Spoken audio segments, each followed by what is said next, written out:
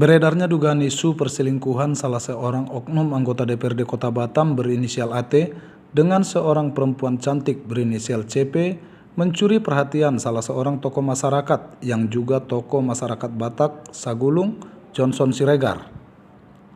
Di salah satu komplek pertokoan di bilangan Kecamatan Sagulung, pada hari Jumat tanggal 13 Agustus 2021, kepada beberapa wartawan, Johnson Siregar meminta supaya persoalan dugaan skandal perselingkuhan yang diduga melibatkan oknum anggota DPRD Kota Batam berinisial AT dengan perempuan berinisial CP harus segera diklarifikasi oleh AT. Menurutnya, hal ini perlu dilakukan supaya tidak menimbulkan keraguan di tengah-tengah masyarakat Kota Batam, khususnya masyarakat Sagulung atau yang menjadi daerah pemilihan dari oknum anggota DPRD AT. Johnson Siregar juga mengatakan bahwa dirinya sangat prihatin jika persoalan dugaan perselingkuhan ini benar adanya, di mana menurutnya oknum AT tidak menjaga marwahnya sebagai anggota DPRD dan juga dianggap telah mencoreng masyarakat suku Batak yang ada di Kota Batam. Tidak hanya itu, Johnson Siregar juga meminta Dewan Kehormatan DPRD Kota Batam untuk meminta klarifikasi kepada AT. Karena menurutnya persoalan ini sudah terpublikasi di media sosial dan juga sudah terpublikasi di beberapa laman portal media online. Saya membaca berita menyangkut ada hubungan perselingkuhan antara anggota DPRD yang notabene dari Dapil Sagulung dan dari basis Sagulung, saudara AT, dan berhubungan dengan saudari CP. Saya sebagai tokoh masyarakat pada waktu membaca berita itu sangat prihatin sekali. Namun di beberapa berikutnya berita ada dari klarifikasi dari CP menyatakan sudah meminta maaf dan tidak ada berita itu. Untuk tidak menjadi keraguan di masyarakat Sagulung atau sebagai tokoh masyarakat Batak, kita minta kepada AT untuk melakukan suatu klarifikasi pembersihan diri agar karena ini sudah pencemaran nama baik.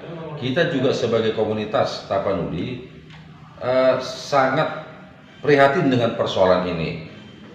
Untuk mengklarifikasi dan untuk membenarkan persoalan ini nyata atau tidaknya, kita minta kepada saudara AT sebagai teman saya juga untuk mengklarifikasi sehingga hal ini bisa transparan, terbuka selebar-lebarnya, kebenarannya bagaimana dan ketidakbenarannya bagaimana. Salah satunya harus diklarifikasi. Sebagai tokoh masyarakat, sebagai anggota DPRD yang awalnya saya sangat gembira melihat beliau duduk sebagai anggota DPRD.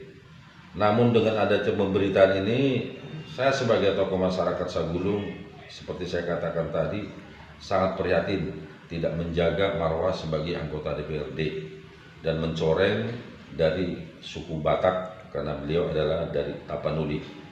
Itu yang saya sampaikan tadi, agar berita ini, informasi ini tidak berselang-seling, tolong dari saudara Amitas Tambunan atau AT mengklarifikasi persoalan ini sehingga duduk persoalan itu jelas, fakta atau tidak. Jadi tidak menjadi suatu konsumsi publik di lapangan. Secara struktur daripada keanggotaan DPRD dimanapun berada itu ada DK Dewan Kehormatan.